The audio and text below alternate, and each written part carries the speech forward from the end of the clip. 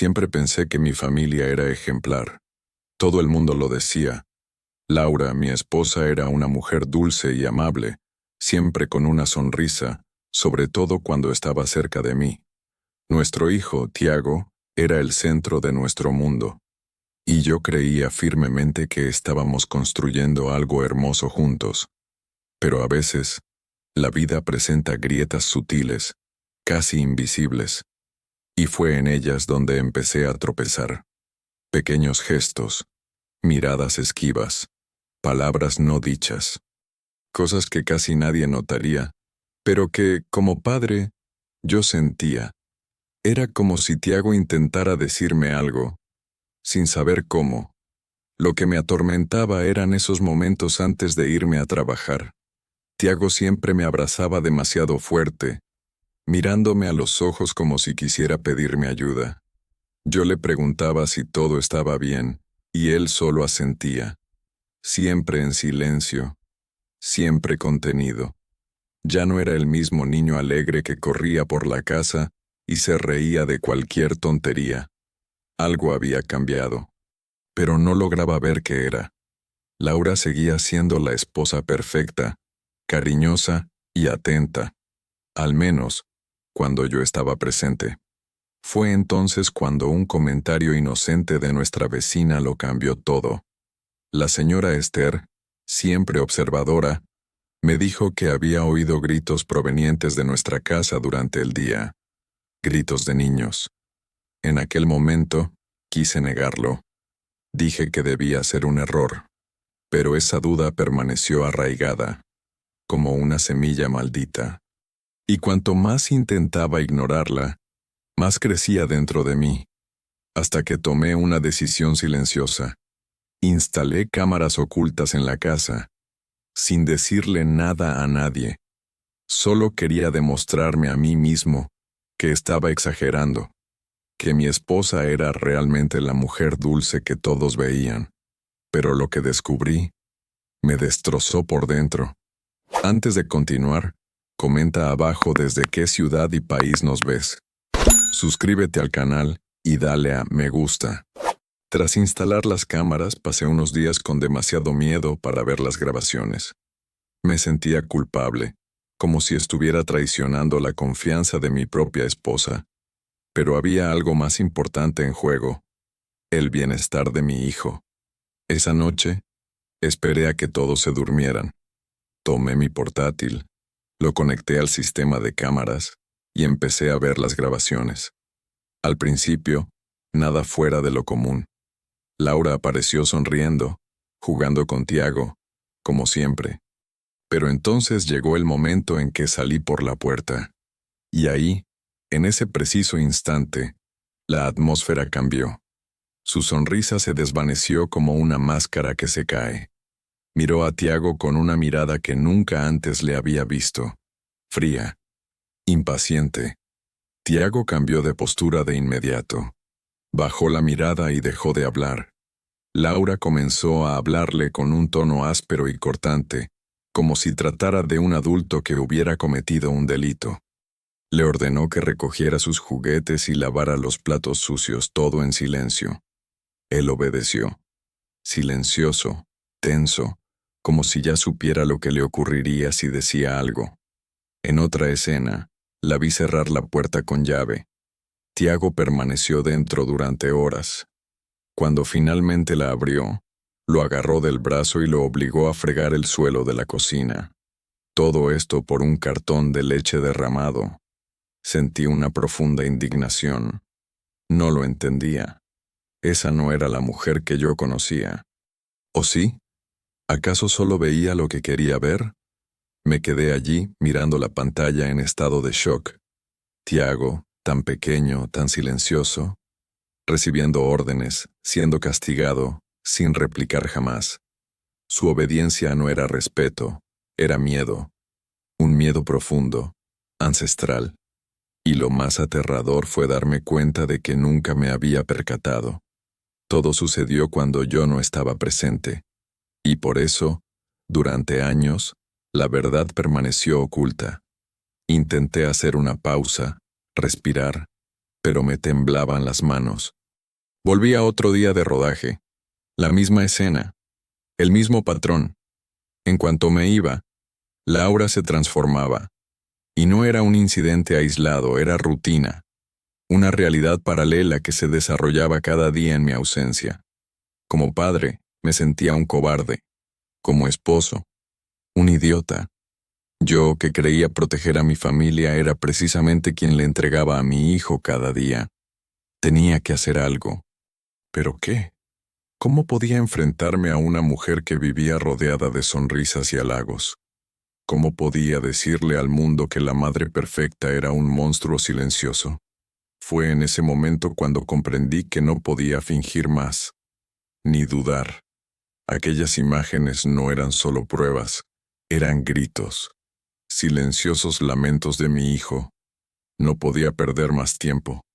Pero antes de actuar, necesitaba ordenar mis ideas, reunir las pruebas y, sobre todo, prepararme para lo que vendría. Porque una cosa era segura: después de esto no habría vuelta atrás. Ni perdón, ni fingimiento. La verdad emergería de las sombras y destruiría todo lo que una vez creí real. A la mañana siguiente, salí de casa como si fuera un día cualquiera. Besé a Tiago en la frente, abracé a Laura y salí con un nudo en la garganta. Sabía lo que pasaría en cuanto cerrara la puerta, pero necesitaba más grabaciones. Necesitaba armar un caso sólido. Fui a trabajar, pero mi mente se quedó allí, en casa, con mi hijo. Durante la hora del almuerzo accedí a las grabaciones de forma remota, y una vez más, la misma escena se repitió. La expresión de Laura cambió en el instante en que se despidió. Esperó solo unos minutos antes de empezar a gritarle a Tiago, esta vez porque había dejado la toalla fuera de lugar. No gritaba como alguien que educa, sino como alguien que desahoga su ira. Era como si todo en ella rebosara de resentimiento. Peor aún era cuando permanecía en silencio durante largos minutos, y luego pronunciaba una frase fría y calculada. Solo me estorbas. Si no fuera por ti, mi vida sería perfecta. Tiago permaneció inmóvil. Ni siquiera lloró. Simplemente escuchó, con la mirada fija en el suelo. Se me partió el corazón en 1000 pedazos. Con cada segundo de la grabación me sentía más impotente, más culpable. ¿Cómo pude no darme cuenta? ¿Cómo pude permitir que esto continuara durante tanto tiempo? No sabía por dónde empezar, pero algo tenía que cambiar. Y rápido. Al final del día regresé a casa con el rostro impasible, una sonrisa ensayada, una voz controlada. Laura me saludó con su dulce sonrisa de siempre, me ofreció café y me preguntó cómo me había ido el día.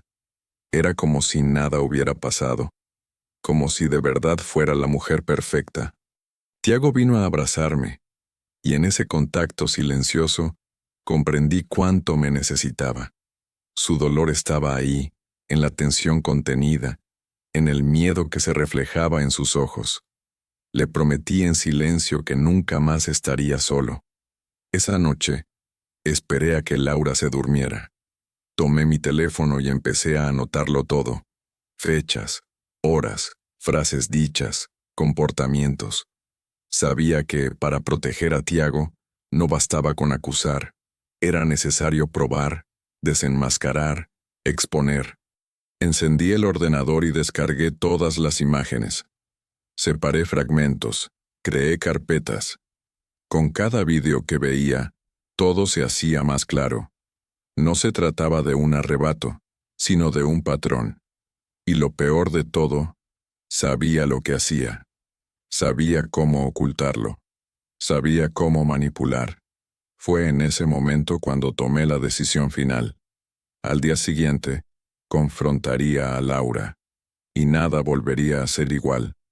Pero aquella madrugada, antes de dormirme, algo dentro de mí aún se resistía. Una vocecita débil intentaba convencerme de que tal vez había una explicación, que tal vez estaba pasando por algo, que tal Tal vez aún había alguna posibilidad de comprender. Cerré los ojos, pero no pude dormir, porque en el fondo ya lo sabía. La única explicación posible era la verdad que me negaba a aceptar. A la mañana siguiente, desperté antes del amanecer. Me senté al borde de la cama, mirando al techo como buscando respuestas. Laura seguía dormida a mi lado, tranquila, como si nada malo ocurriera. Y quizá eso era lo más aterrador, su calma. Me levanté y fui a la habitación de Tiago. Dormía acurrucado, abrazando la almohada, como si el sueño mismo fuera un refugio. Sentí una opresión en el pecho. Esto tenía que terminar. Bajé a la cocina, preparé café y cuando apareció Laura, la invité a sentarse. Sonrió, sorprendida por mi amabilidad matutina. Pero a mis ojos no había ninguna amabilidad. Puse el portátil sobre la mesa, abrí los vídeos, le di a reproducir y guardé silencio. Al principio, ella también miraba en silencio, pero cuando se vio gritándole a Tiago por primera vez, abrió mucho los ojos. Intentó cerrar el ordenador, pero le aparté la mano. Le dije que siguiera mirando. Su respiración se aceleró. Cuando la imagen la mostró encerrando a su hijo en la habitación, murmuró: «Esto no viene al caso». No respondí. Simplemente dejé que empezara el siguiente vídeo. Y el siguiente. Y el siguiente. Hasta que se levantó bruscamente de la silla.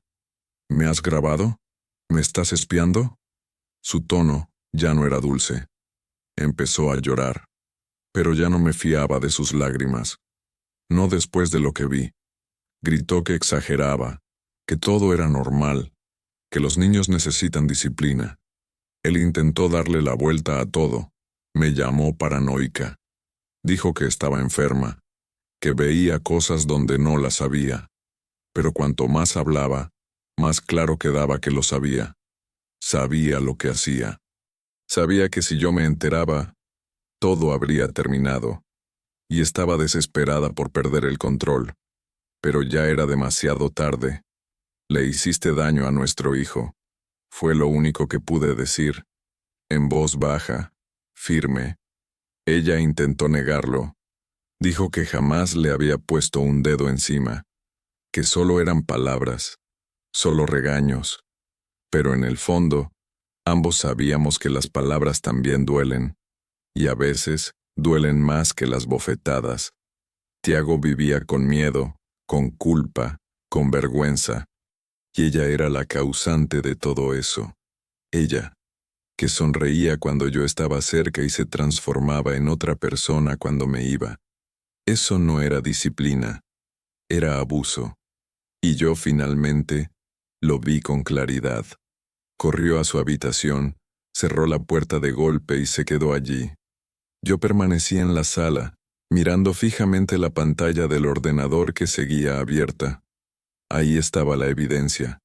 Pero más que eso, estaba la confirmación de que la mujer a la que amaba nunca existió de verdad. Era una construcción, una fachada, y supe que a partir de ese día ya no sería posible fingir, ni proteger la imagen de una familia que, en el fondo, nunca existió. Al día siguiente, tomé una decisión. Me levanté temprano y llevé a Tiago a casa de mi hermana sin decirle nada a Laura.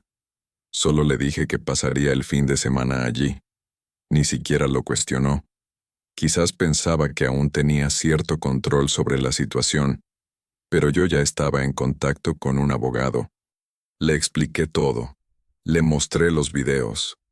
Me aconsejó sobre los siguientes pasos y me sugirió que, además de las pruebas, consultara con un psicólogo infantil. Necesitábamos proteger a Tiago, pero también comprender la magnitud del daño. Esto no era solo una separación. Era una lucha por la seguridad emocional y física de un niño. Fue entonces cuando busqué al doctor Felipe Ortega, especialista en trauma infantil. Al conocer a Tiago, fue amable y paciente. Le habló con cuidado, sin presionarlo. En poco tiempo, empezó a notar las señales, el silencio prolongado, las respuestas siempre con sí, señor, el miedo a equivocarse, incluso en juegos sencillos. El doctor Felipe me explicó que el comportamiento de Tiago era típico de niños expuestos a entornos opresivos e inestables. Y lo peor, ya no sabía distinguir entre el bien y el mal. Solo obedecía órdenes. El tiempo que pasó con su madre le dejó cicatrices invisibles, pero profundas. Mientras tanto, Laura seguía enviando mensajes intentando manipular la situación. Pasaba del llanto a la ira, de la culpa al victimismo. Decía que yo estaba destruyendo a la familia, que era una cobarde. Intentaba hacerme creer que todo era una exageración. Incluso dijo que Tiago se estaba volviendo así por mi culpa, por mi ausencia. Pero esta vez no cedí. Por primera vez, no dudé de mi intuición, ni de las imágenes, ni de la mirada de mi hijo. Esa mujer ya no iba a tener acceso a él. Con el informe psicológico en mano y todas las grabaciones organizadas, solicité la custodia. Fue difícil, doloroso, agotador, pero cada paso fue un intento de reconstrucción, no solo de nuestra rutina, sino también de la confianza que mi hijo había perdido en el mundo. En casa, poco a poco, comencé a crear nuevos rituales con él. Desayunar juntos, jugar antes de dormir, conversar sinceramente. Al principio, Tiago seguía reticente ante cualquier tono más firme. Pero después de unos días, empezó a sonreír de nuevo. Y esa sonrisa, aunque tímida, fue mi primer alivio en mucho tiempo. Aún así, el miedo persistía. Tiago preguntaba con frecuencia si su madre vendría a buscarlo. Decía que había soñado con gritos, que se despertaba creyendo que estaba encerrado. Lo abrazaba fuerte y siempre le repetía lo mismo. Ya estás a salvo. Pero la verdad es que yo también tenía miedo. Miedo de no ser suficiente. Miedo de no poder reparar el daño. Miedo de que, algún día, me mirara y me preguntara por qué tardé tanto en darme cuenta de lo que estaba sucediendo ante mis ojos. Con el paso de las semanas, empecé a ver con más claridad los detalles que antes había ignorado. Las palabras de Tiago, antes tan sutiles, ahora cobraban sentido. Decía que no le gustaba el sonido de las zapatillas, que sentía miedo cuando alguien cerraba la puerta de golpe. Pequeñas frases que revelaban la tensión que había vivido. Una vez me preguntó si una buena madre también grita. Eso me destrozó por dentro.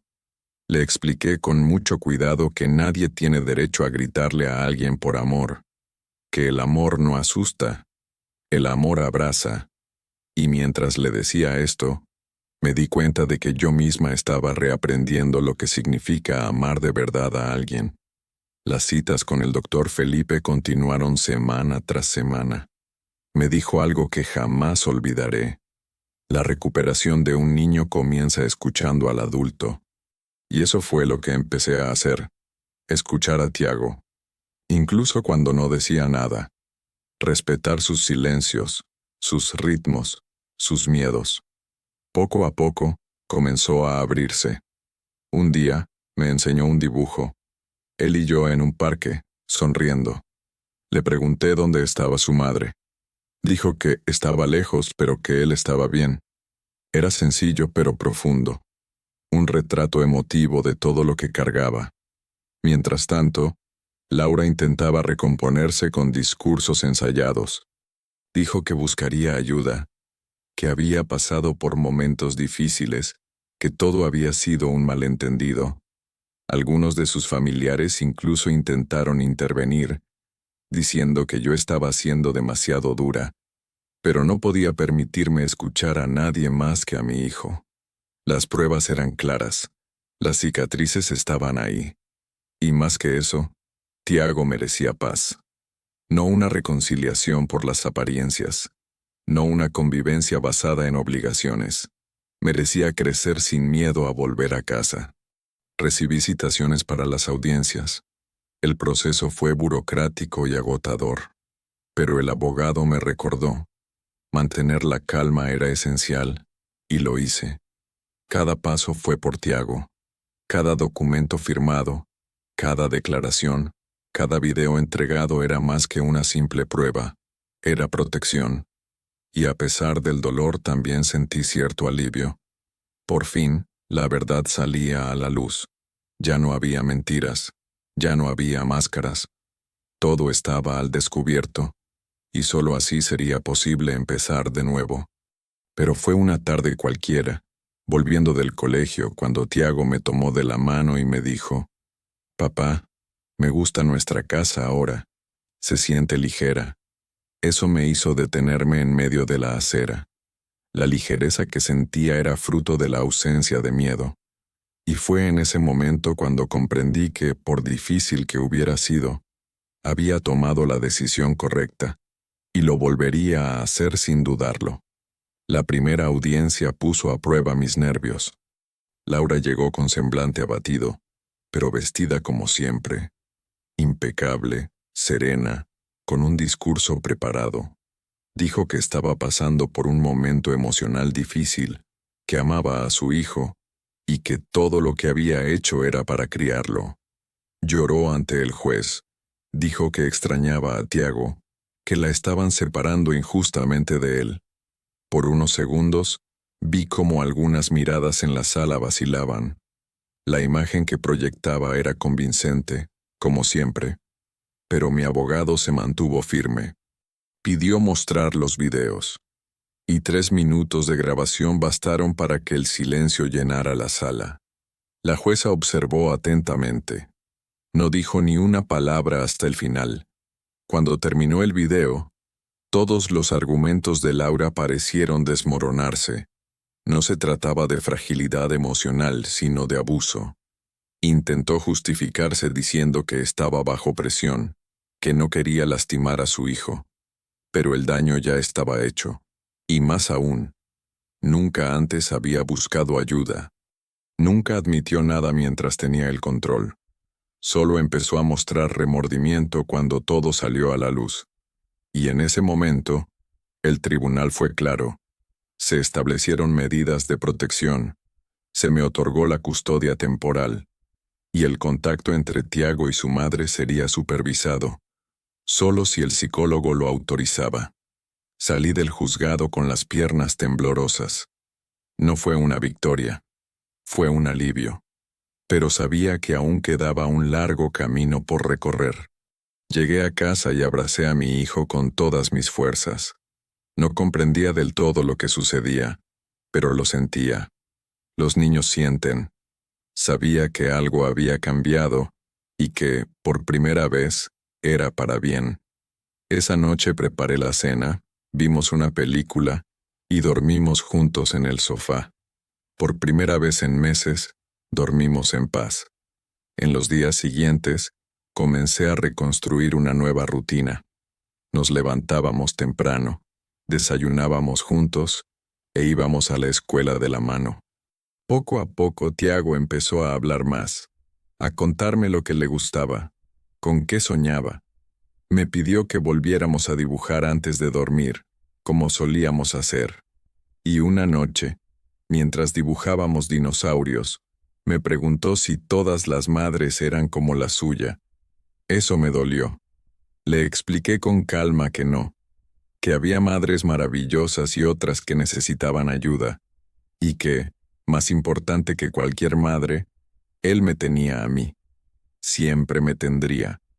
Laura seguía intentando de vez en cuando enviarme mensajes. Cambiaba de tono, a veces llorosa, a veces agresiva, pero yo había aprendido a proteger mis límites.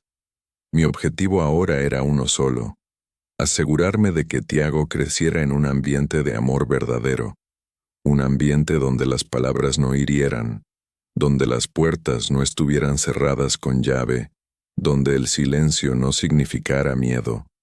Y por primera vez, sentí que estábamos logrando construirlo juntos. Un día a la vez, un gesto a la vez, porque la sanación también reside en los detalles. Un día, mientras ordenaba un cajón viejo, encontré el cuaderno de Laura. Era uno de esos diarios de tapa dura, escondido entre la ropa de invierno.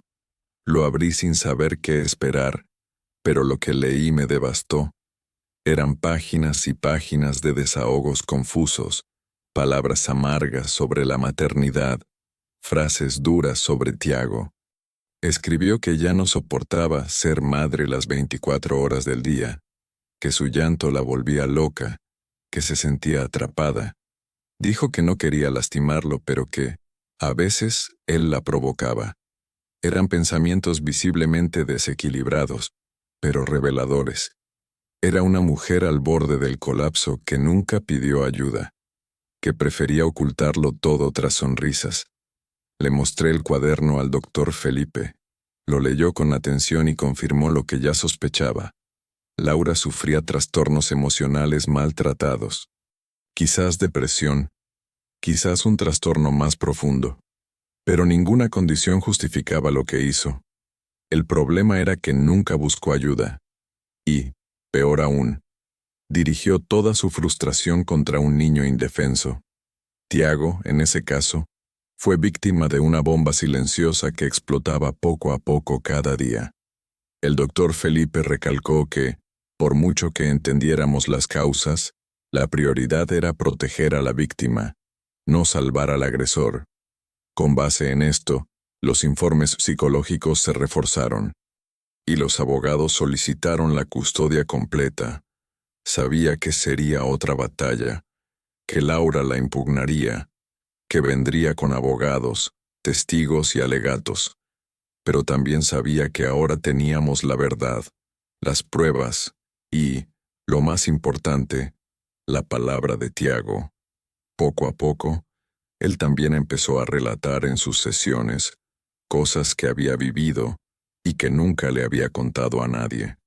Pequeños episodios, frases que había oído, castigos que había sufrido. Y lo más aterrador fue darme cuenta de cómo lo normalizaba, como si pensara que se lo merecía, como si fuera algo normal en la vida. En ese momento, comprendí que mi misión como padre iba mucho más allá de proteger. Necesitaba reconstruir, mostrarle a Tiago, día tras día, que era amado, que ya no tenía que guardar silencio, que su hogar era ahora un refugio. Comencé a dejarle notas para que las encontrara, reforzando lo especial que era. Juntos, empezamos a crear un mural de sueños. Él pegaba dibujos, fotos, deseos. Y allí, en medio de tanto dolor, la esperanza comenzó a brotar. Era como ver una flor florecer en tierra agrietada, frágil, pero viva. Y fue cuando me abrazó, de repente, y me dijo: «Papá, ahora creo que estoy bien», que me derrumbé, porque en ese momento comprendí que la verdadera redención no era legal ni psicológica, sino emocional. Y lo estábamos logrando, con pasos lentos pero firmes. Estábamos sanando las heridas. Y más que eso, estábamos construyendo una nueva historia. Una que jamás volvería a depender de sonrisas fingidas para parecer perfecta. Meses después, se le concedió la custodia permanente. El juez, al final de la audiencia, fue claro. La seguridad y el bienestar de Tiago estaban por encima de cualquier intento de reconciliación artificial. Laura perdió la custodia y solo podía ver a su hijo bajo supervisión psicológica y en entornos controlados. No asistió a la sesión final. Solo envió a su abogado con alguna justificación sobre su salud emocional. No me sorprendió. Siempre huía cuando perdía el control. Pero en ese momento, mirando los documentos oficiales y sosteniendo la mano de Tiago, sentí algo diferente. Paz. Por primera vez en mucho tiempo. Verdadera paz. En los meses siguientes, nuestras vidas cambiaron.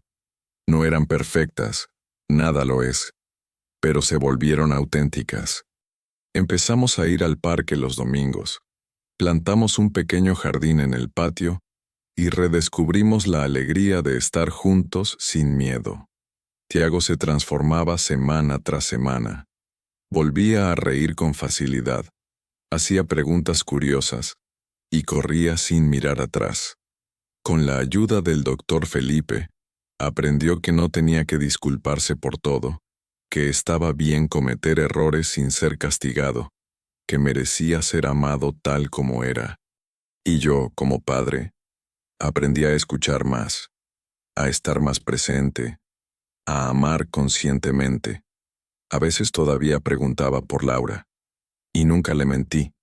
Le dije que necesitaba ayuda, que estaba en pleno proceso de maduración, pero le recalqué que el amor de un padre no cambia con el tiempo, y que nada, absolutamente nada, justificaba lo que había sufrido. En uno de esos momentos, me preguntó si algún día podría perdonarla.